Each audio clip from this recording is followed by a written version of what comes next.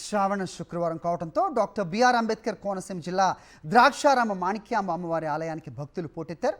పెద్ద సంఖ్యలో భక్తులు వచ్చినా కనీస ఏర్పాట్లు అయితే చేయలేదు ఆలయ నిర్వాహకులు. తాగునీరు, క్యూలైన్ల నిర్వహణ లేకపోవడంతో ఈవో తీరుపై మండిపడుతున్నారు మహిళా భక్తులు. గత 5 ఏళ్లుగా ఆలయానికి వస్తున్నామని, ఎంత అధ్వాన్నంగా ఎప్పుడూ లేదంటూ ఆవేదన వ్యక్తం చేశారు.